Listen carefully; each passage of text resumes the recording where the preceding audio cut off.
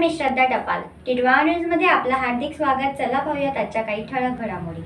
बापरे बाप, कल्याणात रेल्वे स्कूलमध्ये वर्गात निघाला साप. कल्याणमधील रेल्वेच्या शाळेतील एका वर्गखोलीमध्ये साप निघाल्याची घटना घडली असून यामुळे विद्यार्थ्यांमध्ये खळबळ उडाली.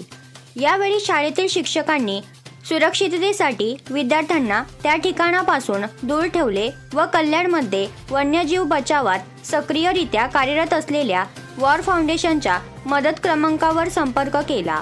तेव्हा ज्येष्ठ सर्पमित्र सतीश बोबडे व साहस बोबडे यांनी घटनास्थळी जाऊन धामण जातीच्या सापाचा सुखरूप बचाव केला.